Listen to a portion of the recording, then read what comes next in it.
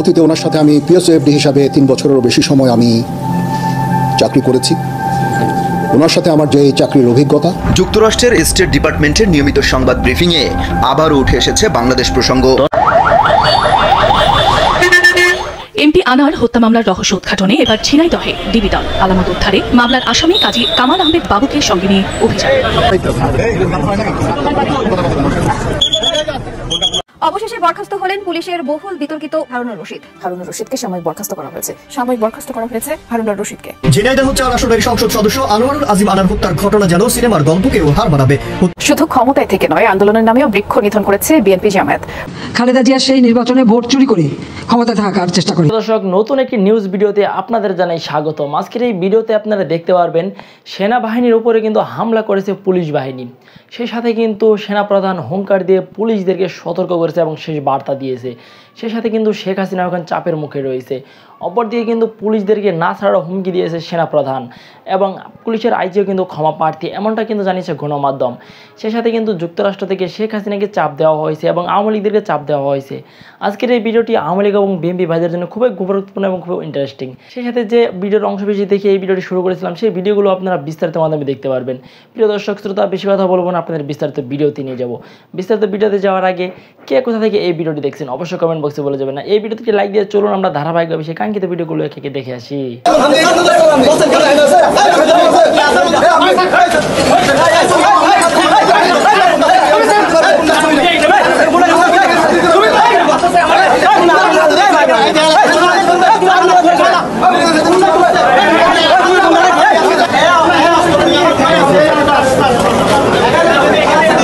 এই যে আর্মি এখন পরিস্থিতি, একটা মহিলা মারা গেছে কিছুদিন, প্রায় 2 মাস পরে মারা গেছে।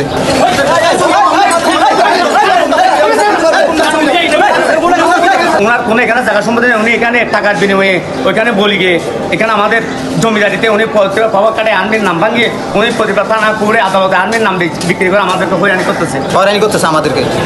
এগুলো থানায় অনেকবার ভোটে করতেছে, সব আমাদের ডিগ্রি আছে, এখানে ফাইল আছে। উনি আর্মির চাকরি করে বলে এগুলো বলে আজকে আর্মির পোশাক করে এখানে এসে আমাদেরকে এখানে কোর্ট আদালত আজকে আমাদেরকে হয়রানি করতেছে। উনি এখান থেকে আমার বাতি যাকে টেনে হিসেবে নিয়ে যায়। আমার অরিজিনাল দলিল আছে, ভূমি অফিসের রিপোর্ট আছে, টিআইপি রিপোর্ট আছে, থানার স্পষ্ট ডিগ্রি আছে।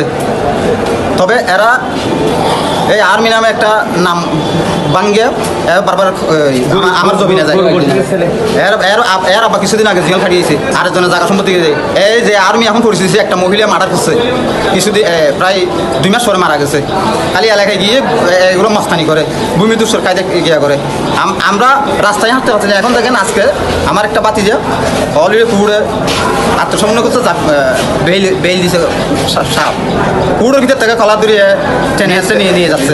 এটা নাকি গরু বসির ছেলে মঞ্জুর, এর প্রকাশ হলেও মঞ্জুর, প্রকাশ মঞ্জুর হয়রানি করতেছে আমাদেরকে। এগুলো থানায় অনেকবার ভোটে করতেছে, সব আমাদের ডিগ্রি আছে, এখানে ফাইল আছে। আমার একবার দিচ্ছে এখানে জামিন নেওয়ার জন্য আছে, জামিনের সাথে বাইরে বসে আছে। উনি ওনাকে খোলার ধরে পেছন থেকে কোর্ট আদালতের সামনে রেখে টেনে হিচড়ে নিয়ে যাচ্ছে।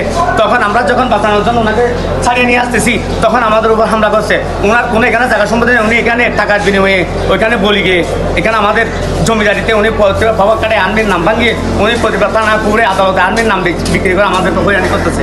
এই মঞ্জুর নামে এই ছেলেটা কিছুদিন আগে আরেকজন ওনার ভাবে একজনকে এক মহিলাকে জমি বিক্রি করার পর উনি বলতেছে আমি শান্তি নাই। ওনার কাছ থেকে জমি কেড়ে নেওয়ার সময় ওনার যখন দখল রেখেছে এই মঞ্জুরের মায়ের উনি 2 মাস পরে মহিলার মৃত্যু হয়েছে। ওনার এরকম আরো অনেক বাটপাড়ির কাগজপত্র আমাদের কাছে আছে। উনি আর্মির চাকরি করে বলে এগুলো বলে আজকে আর্মির পোশাক করে এখানে এসে আমাদেরকে এখানে কোর্ট আদালত আজকে আমাদেরকে হয়রানি করতেছে। উনি এখান থেকে আমার বাতি যাকে টেনে হিসেবে নিয়ে যাচ্ছে, উনি এখান থেকে কোর্ট আদালত থেকে আদালতের সামনে থেকে নিয়ে যাচ্ছে।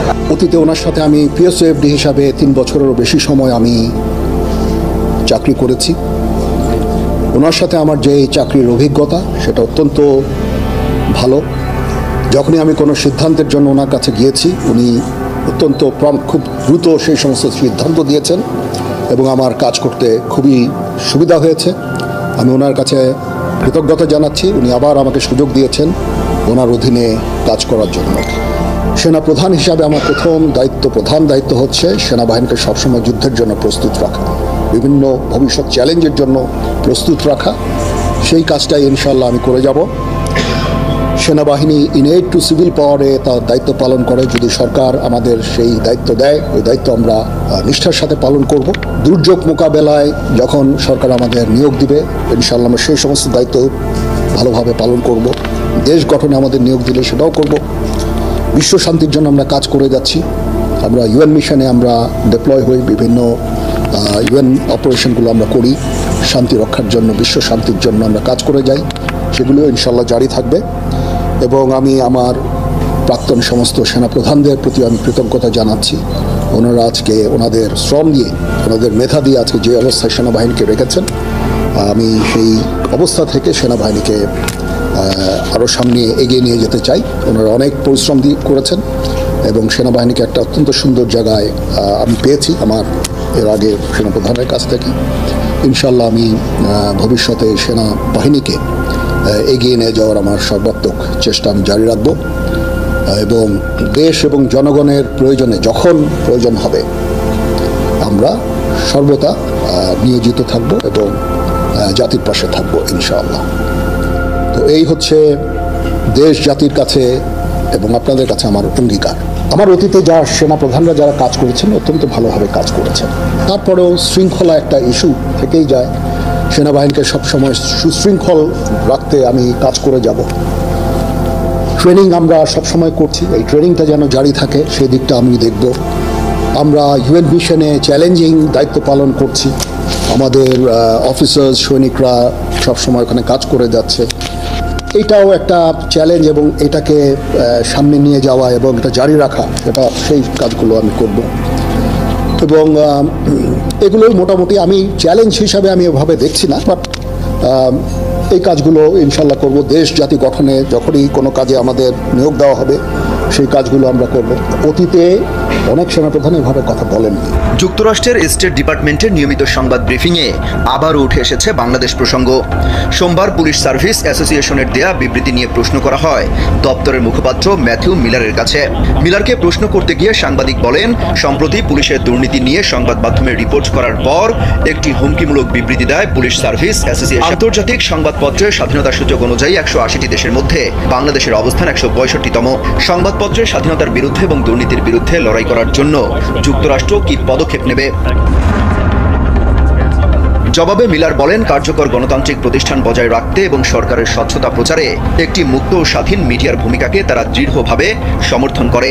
এমনকি সাংবাদিকদের গুরুত্বপূর্ণ কাজ পরিচালনা করতে বাধা দেওয়া, হয়রানি কিংবা ভয় দেখানোর যে কোনো প্রচেষ্টাকেই আপত্তি জানায় যুক্তরাষ্ট্র। অপর এক প্রশ্নে মন্তব্য চাওয়া হয় মুক্ত অন্তর্ভুক্তিমূলক ইন্দো প্যাসিফিক অঞ্চলের শান্তি, নিরাপত্তা এবং স্থিতিশীলতা ইস্যুতে শেখ হাসিনা এবং নরেন্দ্র মোদীর দ্বিপাক্ষিক বৈঠকের বিষয়ে প্রশ্ন করতে গিয়ে মিলারকে সাংবাদিক বলেন, ইন্দো প্যাসিফিক অঞ্চল নিয়ে দুই সরকার প্রধানের দৃষ্টিভঙ্গি মার্কিন স্বার্থের প্রতিফলন ঘটায় কিনা। এমপি আনার হত্যা মামলার রহস্য উদ্ঘাটনে এবার ঝিনাইদহে ডিবি দল আলামত উদ্ধারে মামলার আসামি কাজী কামাল আহমেদ বাবুকে সঙ্গে নিয়ে অভিযান। বুধবার সকালে জেলা কারাগার থেকে কঠোর নিরাপত্তায় ঝিনাইদহ শহরের পায়রা চত্বরে আনা হয় জেলা আওয়ামী লীগের ত্রাণ ও সমাজ কল্যাণ সম্পাদক কাজী কামাল আহমেদ বাবু ওরফে গ্যাস বাবুকে। তার তথ্য অনুযায়ী চত্বরের উত্তর পাশের একটি পুকুরে জেলে ও ডুবুরি নামিয়ে আসামিদের মোবাইল উদ্ধারে ডিবি প্রধান হারুনুর রশিদের নেতৃত্বে অভিযান চালানো হয়। সেখান থেকে শহরের স্টেডিয়াম এলাকায় আরেকটি পুকুরে অভিযান চালায় তারা। এ সময় ডিবি প্রধান জানান, হত্যা মামলায় জড়িত 7 জনের মধ্যে 5 জনকে গ্রেফতার করা হয়েছে, বাকি 2 জনকে গ্রেফতারে অভিযান চলছে। ইন্ডিয়ার পুলিশ তারা জিহাদকে গ্রেফতার করে, তার মানে 5 জন গ্রেফতার হয়েছে আপনারা বলেছেন। বাকি থাকে কিলিং মিশনের ঘাতক আরো 2 জন, একজনের নাম ফয়সাল আর একজনের নাম হলো মুস্তাফিজ। মুস্তাফিজ এবং ফয়সালকে নদীতেই থাকুক আর সাগরেই থাকুক আর মাটির নিচে থাকুক, তাকে আমরা অবশ্যই গ্রেফতার করব। নগদের কাছে সব গ্রাহকই প্রিয়, তাই তো সারা দেশে ক্যাশ আউট চার্জ সবচেয়ে কম। ডিবি প্রধান আরো জানান, হত্যাকাণ্ডের সঙ্গে জড়িত কেউ সাগরে বা মাটির নিচে যেখানেই থাকুক না কেন কাউকেই ছাড় দেওয়া হবে না। এই ঘটনার সাথে যে সকল অপরাধীরা জড়িত, কেউ হত্যাকাণ্ডে অংশগ্রহণ করেছে, কেউ মাস্টারমাইন্ড ছিল, কেউ অর্থ দিয়ে সহায়তা করেছে, তথ্য গোপন করেছে, আলামত নষ্ট করার চেষ্টা করেছে, যদি আমাদের তদন্তে যদি এ ধরনের প্রমাণিত হয় যে যারা জড়িত কাউকে তারা যদি দোষী প্রমাণিত হয়, তাদেরকে কাউকে ছাড় দেওয়া হবে না। গত 12 মে সংসদ সদস্য আনার ভারতে যান। পরদিন 13 মে কলকাতার নিউটাউন এলাকার সঞ্জীবা গার্ডেনের একটি ফ্ল্যাটে হত্যা করা হয়। বিএনপি ভোটের কথা উচ্চারণ করে নির্বাচনের কথা বলে, জিয়াউর রহমান অবৈধভাবে ক্ষমতা দখল করে এদেশের ভোটের সমস্ত অধিকারগুলি কেড়ে নিয়েছে। তার সেই হ্যানা ভোট দিয়ে যাত্রা শুরু, অবৈধ ক্ষমতাকে বৈধ করার জন্য। এরপর আবার একাধারে সেনাপ্রধান, তারপরে আবার নিজেকে রাষ্ট্রপতি ঘোষণা দিয়ে ক্ষমতা এসে সেই রাষ্ট্রপতি নির্বাচনী প্রহসন, সেই সাথে পরবর্তীতে আবার ক্ষমতার ওই মানে আমি বলবো যে ওই বসনদে বসেই দল গঠন, ক্ষমতার উচ্ছিষ্ট বিলিয়ে যে দলটি গঠন করে তাকে আবার জিতে আনার জন্য ভোট চুরির একটা প্রক্রিয়া এদেশে শুরু করেছিল। এবং এদেশের কৃষক শ্রমিকরা সবসময় কিন্তু অবহেলিতই থেকে যায়। এরপর আসলো খালেদা জিয়া, সেও ক্ষমতা আসার পরে দেখা গেল যে শুধু জনগণের ভোট চুরি করাই না, এদেশের কৃষকের ভাগ্য নিয়ে চিনিমিনি খেলে। সার পাওয়া যাচ্ছে না, কৃষক আন্দোলন করেছে, আন্দোলন করার অপরাধে 18 জন কৃষককে গুলি করে হত্যা করেছিল। আমি নিজে কিন্তু অনেক জায়গায় যাই, সেই গাইবান্ধা মহিমাগঞ্জ থেকে শুরু করে ঘাটাইল বিভিন্ন জায়গায় যেখানে যেখানে কৃষক হত্যা আমরা ছুটে গিয়েছি, তাদের পাশে দাঁড়িয়েছি। 1996 সালের 15 ফেব্রুয়ারি একটা প্রহসনমূলক নির্বাচন হয়। খালেদা জিয়া সেই নির্বাচনে ভোট চুরি করে ক্ষমতায় থাকার চেষ্টা করে। মাত্র 22% ভোট পড়েছিল সেখানে, অধিকাংশই সরাসরি নির্বাচিত কোনো প্রতিপক্ষ ছিল না। কিন্তু জনগণের ভোট চুরি করলে কেউ কিন্তু ক্ষমতায় থাকতে পারে না, এটা কিন্তু বাংলাদেশের জনগণ এই ব্যাপারে খুব সচেতন। 15 ফেব্রুয়ারি নির্বাচন হয়, খালেদা জিয়া দ্বিতীয়বার ক্ষমতা এসেছে বলে খুব একটা বিরাট গর্ব। কিন্তু কি দেখা গেল, জনগণের আন্দোলনের ফলে 30 মার্চ তাকে পদত্যাগ করে চলে যেতে হয়। অর্থাৎ ভোট চুরির অপরাধেই কিন্তু তাকে ক্ষমতাচ্যুত করা হয়। এরপর আওয়ামী লীগ ক্ষমতা আসে। আমরা যদি ঢাকার শহরের চিত্রটা দেখি, ছোটবেলা দেখেছি সেই এয়ারপোর্ট থেকে একবার বাংলা একাডেমি হয়ে ইউনিভার্সিটি পর্যন্ত আইল্যান্ডের মধ্যে সেই কৃষ্ণচূড়া গাছ যখন ফুটতো, অপরূপ রূপে আমাদের এই শহরটা জেগে উঠতো। জিয়াউর রহমান এক এক করে সব গাছগুলি কেটে ফেলে দেয়। ঠিক হোটেল শেরাটনের সামনে একটা আইল্যান্ড আছে, সেখানে নাগকেশর ফুলের গাছ ছিল, সেখান থেকে গাড়ি দিয়ে বা হেঁটে গেলেও খুব সুন্দর খুশবু আসতো এবং খুব চমৎকার সবুজে ভরা ছিল, সেগুলিও জিয়াউর রহমান কেটে ফেলে দেয়। আমাদের পররাষ্ট্র মন্ত্রণালয়ের পাশে রাস্তা, ওখানে একটা বিরাট বগানবিলাস ঝাড় ছিল, সেখানে অনেক টুনটুনি পাখি ছিল। আমরা ছোটোবেলা রুটি টুটি নিয়ে ওখানে যেতাম, ওদেরকে খাবার দিতাম, সেগুলিও কেটে ফেলে দেয়। হাইকোর্টের সামনে বড় বড় 2টা গাছ, একটা মাত্র আছে এখন বট গাছ, আর একটা সেখানে অবশ্য ওটা নুরা পাগলার আখড়া ছিল, সবাই জানে, ওখানে ওই মাজার ঘিরেই ওখানে একটাই ছিল, সেটাও কিন্তু কেটে ফেলে দেয়। ঠিক এইভাবে সারা বাংলাদেশে মানে বৃক্ষ নিধন, এটাও কিন্তু তাদের একটা চরিত্র। এবং তার আরেকটা নমুনা আপনারা পেয়েছেন 2013 সালে। আমরা সেই 84 সাল থেকে বৃক্ষরোপণ কর্মসূচি পালন করি। তখন তো রাজনীতি নিষিদ্ধ ছিল, তারপরেও আমরা কিন্তু আমাদের এই পরিবেশ রক্ষা বা জলবায়ু পরিবর্তন এসব কিন্তু তখনও বিশ্বে আসে নাই। কিন্তু আওয়ামী লীগ আমরা উদ্যোগ নেই যে না, আমাদের সবসময় অবশ্য গাছ লাগানো, এটা আমাদের একটা মানে নীতি ছিল।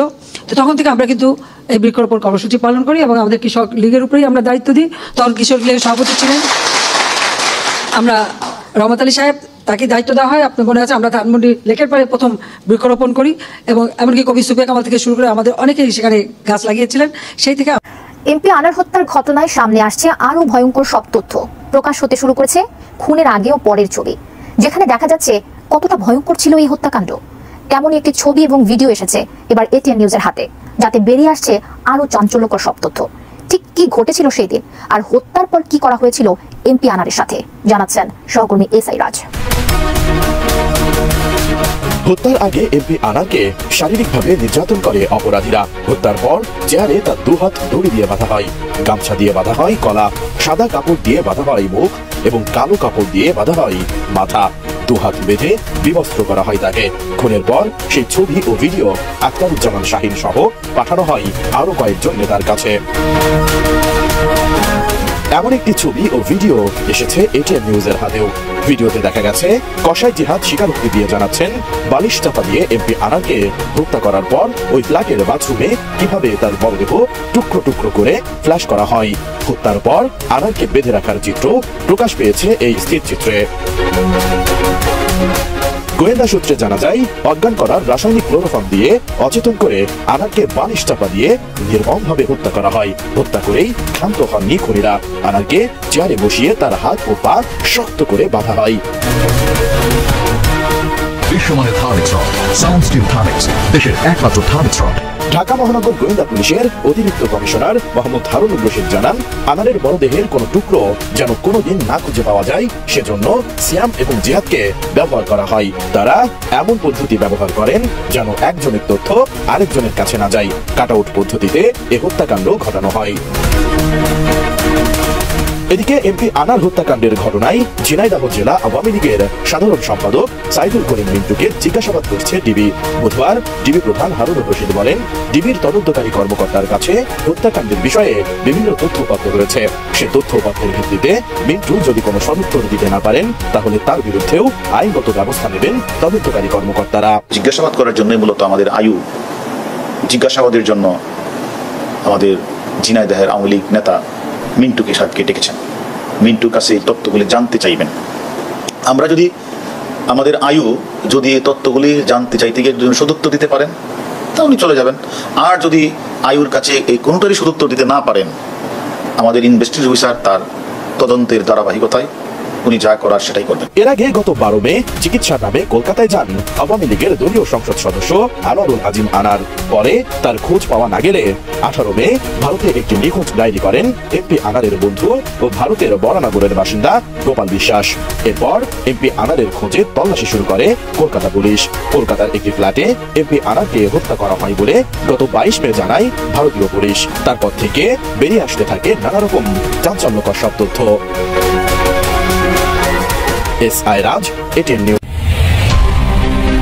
ঝিনাইদহ 4 আসনের সংসদ সদস্য আনোয়ারুল আজিম আনার হত্যার ঘটনা যেন সিনেমার গল্পকেও হার মানাবে। হত্যার খবরের পর গণমাধ্যম জুড়ে নানা আলোচনার জন্ম দিলেও স্থানীয় রাজনীতিতে প্রভাব লক্ষ্য করা গেছে। এমপি আনারকে কেন খুন করা হয়েছে, এর পেছনে কারা রয়েছে, এসব প্রশ্নের চলছে না বিশ্লেষণ।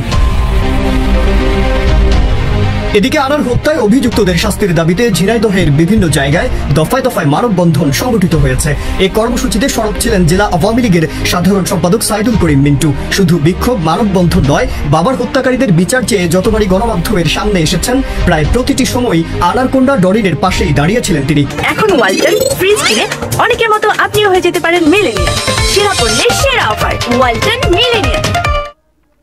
মাত্র কয়েকদিনের মধ্যেই পাল্টে গেল পাশার দান। এতদিন যে ঘটনার বিচার চেয়ে রাজপথে সরব ছিলেন, এবার সেই ঘটনার সম্পৃক্ততায় গ্রেফতার হলেন মিন্টু। এ যেন সিনেমার গল্পকেও হার মানালেন তিনি। কলকাতা এমপি আনার হত্যাকাণ্ডে শুরু থেকে আলোচনায় স্বর্ণ চোরাচালান সহ ব্যবসায়িক দ্বন্দ্ব। তবে এই ঘটনার নতুন মোড় নেয় বৃহস্পতিবার রাতে আওয়ামী লীগ নেতা কাজী কামাল আহমেদ বাবুকে গ্রেফতারের পর। এদিকে শিমুল ভুঁইয়া ওরফে আমারুল্লাহকে জিজ্ঞাসাবাদের পর আনার হত্যায় রাজনৈতিক যোগসূত্র পায় গোয়েন্দা পুলিশ। বাবুকে জিজ্ঞাসাবাদের পর 11 জুন ধানমন্ডি থেকে ঝিনাইদহ জেলা আওয়ামী লীগের সাধারণ সম্পাদক সাইদুল করিম মিন্টুকে গ্রেফতার করে ডিবি। আনারকে খুনের উদ্দেশ্যে অপহরণের মামলায় তাকে 8 দিনের রিমান্ড দিয়েছেন আদালত। সাবেক এই পৌর মেয়র গেল সংসদ নির্বাচনে আওয়ামী লীগের হয়ে ভোটে লড়তে চেয়ে ব্যর্থ হয়েছিলেন। শিমুল ভুঁইয়ার জবানবন্দিকে আমলে নিয়ে গোয়েন্দা পুলিশ বলছে, হত্যার মূল পরিকল্পনাকারী আখতারুজ্জামান শাহিনের সঙ্গে মে মাসের প্রথম সপ্তাহে মিন্টুর যোগাযোগ হয়। হোয়াটসঅ্যাপে আনার হত্যার পরিকল্পনা বাস্তবায়নে আর্থিক লেনদেন নিয়ে আলোচনা হয়েছিল বলে জানায় ডিবি। এমপি আনার চিকিৎসার উদ্দেশ্যে গেল 12 মে কলকাতায় যান। পরদিন দুপুরে যান কলকাতার নিউ টাউনের সঞ্জীবা গার্ডেনে। সঞ্জীবা গার্ডেনের ফ্ল্যাটে হত্যার শিকার হন এমপি আনার। লাশ টুকরো টুকরো করে ট্রলি ব্যাগে নিয়ে বিভিন্ন স্থানে ফেলে দেয় হত্যা। প্রিয় দেশবাসী, শুরু থেকে শেষ পর্যন্ত যারা এই ভিডিওটি দেখেছেন সকলকে জানাই অসংখ্য ধন্যবাদ। যারা এরকম নিউজ ভিডিও পেতে পছন্দ করেন তারা অবশ্যই এই চ্যানেলটি সাবস্ক্রাইব করে পাশে থাকা বেল আইকনটি বাজিয়ে দিবেন। যারা এখন এই ভিডিওটি শেয়ার করেননি, এই ভিডিওটি দ্রুত শেয়ার করে সকলকে দেখার সুযোগ করে দিন। আজকের মতন এই পর্যন্ত দেখা হচ্ছে পরবর্তী কোনো ভিডিও নিয়ে, ইনশাল্লাহ।